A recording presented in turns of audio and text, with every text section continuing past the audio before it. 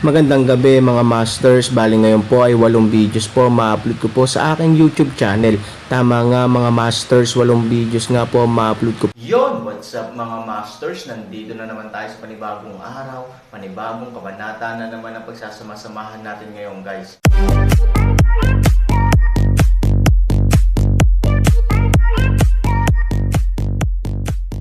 Bali mga masters, kung bago ka pa lang po sa aking YouTube channel, please click the subscribe button, lalong-lalo na po yung notification bell guys, para maging connected pa rin tayo sa isa't isa at maging updated kayo sa mga susunod ko pang video. Bali mga masters, bago natin umpisahan ng kwento ay mag-shoutout po muna tayo para sa mga solid nating tagapakinig. Shoutout kay Leo Mer, shoutout kay Mario Francisco. Yun na nga mga masters, no? Bali hindi na ito patagalin. In 3, 2, 1, let's go!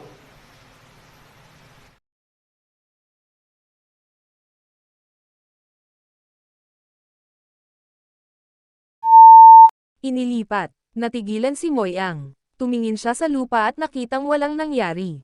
Sa kabaligtaran, ang hukbo ng Yaoshen Pavilion at yung Shengxi area sa likod niya ay dikit-dikit na idiniin.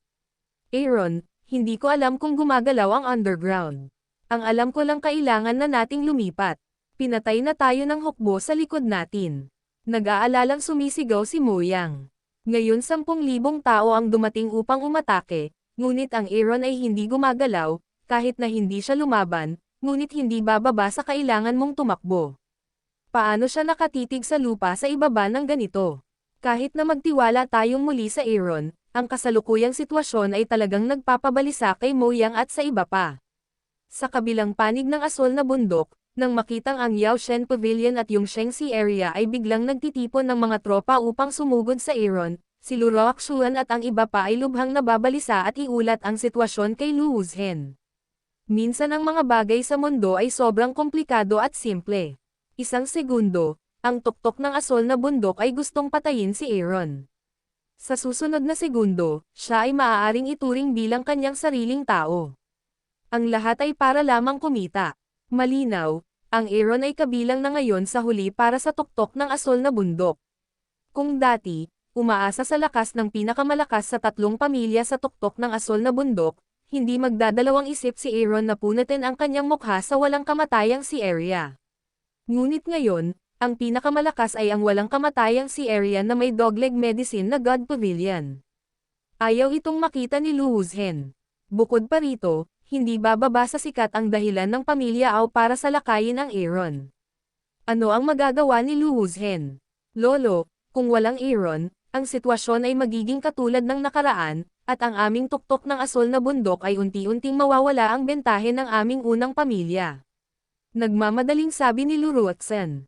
Tama, Lolo. Dahil makokontrol natin ang Aaron, natural na katulong natin siya. Bahala na ang Panginoon na talunin ang mga aso sa lugar na walang kamatayang dagat.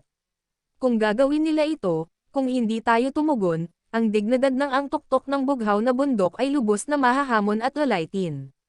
Nag-aalala ring sabi ni Lu Roaxuan. Hindi malinaw ang sinabi nila.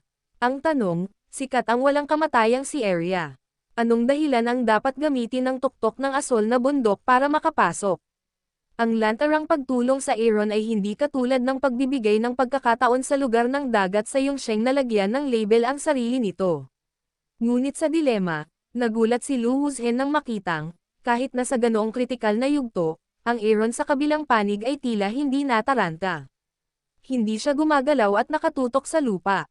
Napangiti ito ng mapait kay Lu Wuzhen, hindi nagmamadali ang emperador. Nagmamadali siyang mamatay bilang isang eunuch. Tingnan mo, ano ang ginagawa ni Aaron. Ang taong ito ay tila nakatitig sa akin sa lahat ng oras pagkatapos ng berdeng ilaw na iyon. Ano ang nakita niya? O ang taong ito ay sadyang tanga at pagod na bugbugin, at nagmimestula lamang. Si Lu Roaxuan ay naguguluhan din. Nakita na niya ang lahat ng lugar, ngunit walang kakaiba sa lahat ng dako, maliban sa lindol kanina lamang. Lolo, nakatingin ka lang. May nakita ka ba? Tanong ni Lu Roaxuan. Walang magawang umiling si Lu Wuzhen, mukhang may nararamdaman tayong gumagalaw sa ilalim ng lupa, ngunit parang wala lang. Sa totoo lang, hindi ko makita. 2 tao ang biglang nagulat, ngunit pagkatapos Lu Roaxuan depressed tumango, kahit na matandang lalaki dahil hindi mo malinaw na makita ay isang bagay na gumagalaw, na Aaron ay mukhang talagang nasa misteryoso. Ngunit isang bagay ang nararapat na patunayan. Hindi bababa sa Aaron ay maaaring malaman ang isang bagay sa ilalim ng lupa, na nagpatunay na siya ay talagang may isang bagay na hindi pangkaraniwan. Natural na ayaw ni Luruaksan na ang kanyang pape ay hamakin ng iba at nagmamadaling sabihin. Hindi itinanggi ni Lu Wuzhen ang pagtango, bagamat sinipsip ng anak na ito ang dugo ng Magic Dragon at nahulog sa masamang paraan, dapat ko ring aminin na ang anak na ito ay may magandang kinabukasan. Zener, nagawa mo ang isang magandang trabaho.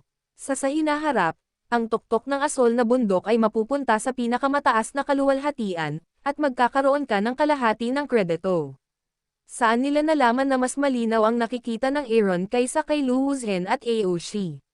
Bagamat pareho silang tunay na mga Diyos, ang Tianyanfo ng Aaron at ang dugo ng panloob na Magic Dragon ay mas nakikiramay kaysa sa kanila. Bagamat nakangiti si Luruaksen, hindi talaga siya masaya. Nagkunwari siyang mahinhin at sinabing, "Salamat, Lolo." Gayunpaman, ang Aaron ay ganito. Ano ang dapat nating gawin? Panipi, ano ang dapat kong gawin? Dahil hindi natin ito magagawa ng padalos-dalos, ang Aaron ay hindi nagmamadali. Tingnan mo na lang kung ano ang ibinebenta niya. Walang ibang pagpipilian si Luruaksen kundi ang tumango. Gayunpaman, nag-aalala siya tungkol sa Aaron. At the same time, sobrang curious siya sa ginagawa ng lalaking ito. Aaron, kung hindi tayo aalis, wala tayong oras. Itong ulo, si Mo Yang ay nag-aalala tungkol sa pagpapawis. Tulad ng isang malaking presyon ng hukbo, hindi patay din hindi pinaganya, ngunit Aaron ay patuloy na pag-aaksaya ng pagkakataon upang makatakas. Direktang itinaas ni Dao 12 ang kanyang figure at tumayo sa likod ng mga tao, at sinabing, "Lao Mo, ilayo mo muna sila, pupunta ako sa likod ng bulwagan." Bagamat hindi ako makalaban, hindi ko mapigilan. Panipi. Sa pagkakataong ito, binalik ni Aaron ang hukbo sa likuran niya at tumingin sa lupa, halos tapos na ang oras, 10, 9, 3, 2, 1, nagkatinginan sina Mo Yang at Dao. Blonde ka rin ang mukha ni Liu Fang. Ang hukbo ay napigilan, ngunit ang Aaron ay narito. Kung hindi kami nagtitiwala sa isa't isa, sino ang hindi tatawag sa kanya na baliw? Higit pa, ang Aaron ay ganap na seryoso at seryoso sa oras na ito. Oras, sakto lang. Biglang-bigla, si Aaron, na mahigpit na nakahawak sa kanyang mga kilay, ay biglang naglagay ng sinag ng kagalakan sa kanyang mga mata. Tatlong tao ay hindi naiintindihan kung paano lumapit upang ibalik ang isang responsibilidad, biglang, sa ibaba ng lupa ay biglang kumalat upang tumunog upang lumipat. Susunod na segundo, boom! Biglang nagkaroon ng napakalaking ingay sa buong lupa, at agad na itinaas ang pinasol na layer ng lupa. Kung ang lupa ay parang alon lang noong nangyari ang lindol ngayon, kung gayon ang lupa ay parang napakalaking alon. Ang nakataas na ibabaw ng lupa ay higit sa 10 metro ang taas, na masasabing horror. At sa marahas na pagyanig ng lupa, kahit sa kalagitnaan ng hangin, apektado din nito ang mga tao. Ang malakas na pag-vibrate ng lupa ay nagpang-inig pa sa hangin, at ang mga suson ng nasusunog na lupa at abo ay nabalot din ng alikabok at usok sa paligid. Higit pa rito, isang malakas na presyon ang lumabas sa lupa, at ang lahat ng mga tao sa himpapawid ay nadama na parang sila ay binuhat ng kung ano.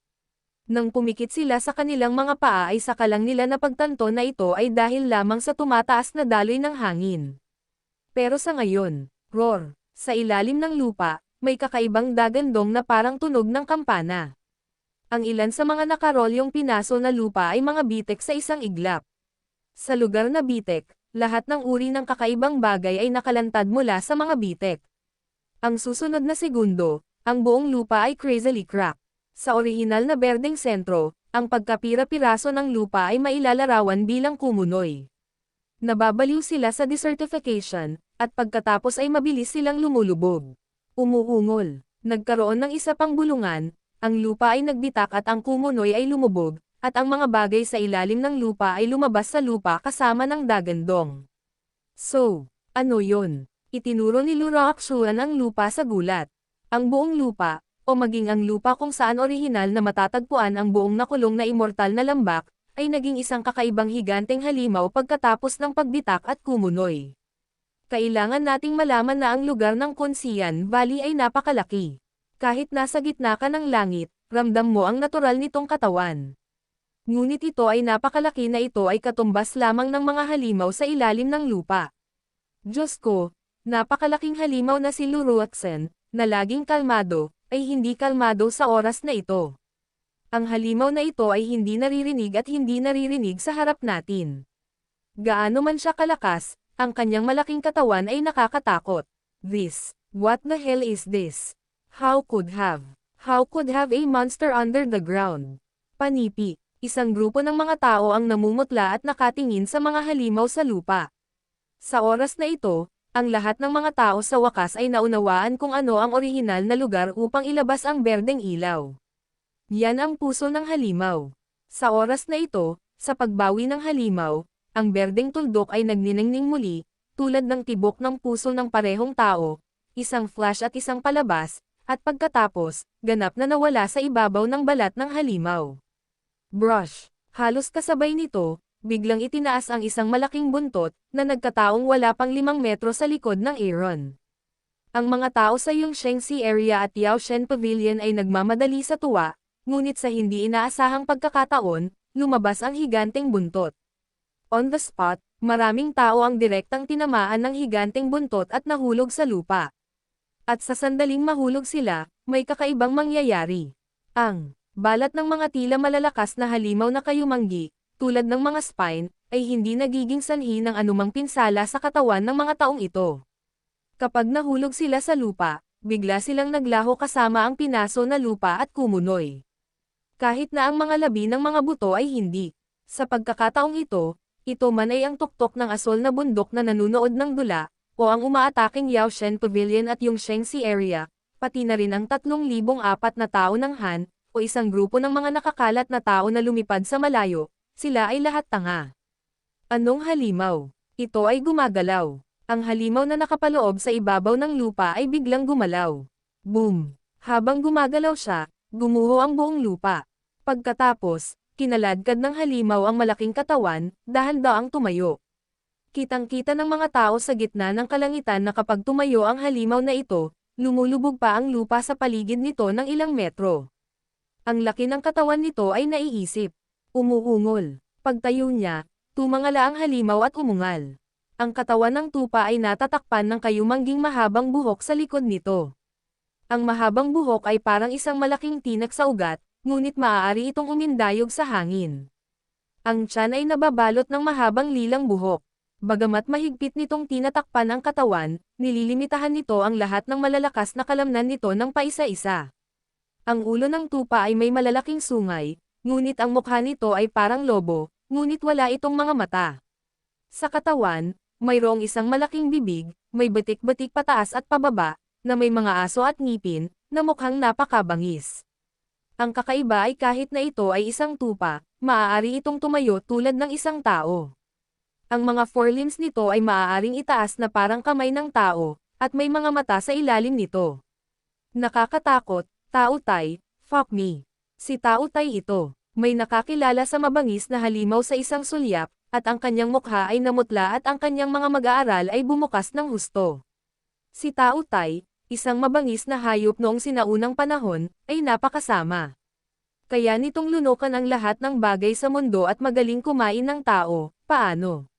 Paano makikita ang mga sinaunang mabangis na hayop na ito sa nakulong na walang kamatayang lambak? Diyos ko, kaya.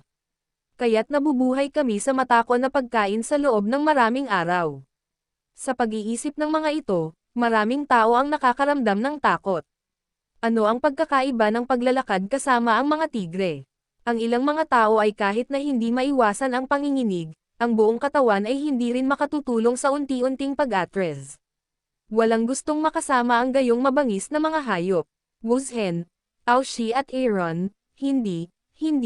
Ang ordinaryong Tao Tai ay hindi maaaring magkaroon ng ganoong kalaking katawan, pero Tao Tai of Evil, the embodiment of Chiyo in Legend Hum. Kung haharapin ito ng tunay na Diyos, hindi siya siguradong mananalo. Hindi ba dapat nawasak ang ganitong bagay sa sinaunang digmaan sa pagitan ng mga Diyos at mga demonyo? It be here. Paano siya nagising? Sumimangot si Aoshi, hayaang umatras ang lahat at huwag na huwag niyang kainin. Pulalakasan nito ang kanyang lakas. Mapagpasyahang utos ni Lu Wuzhen.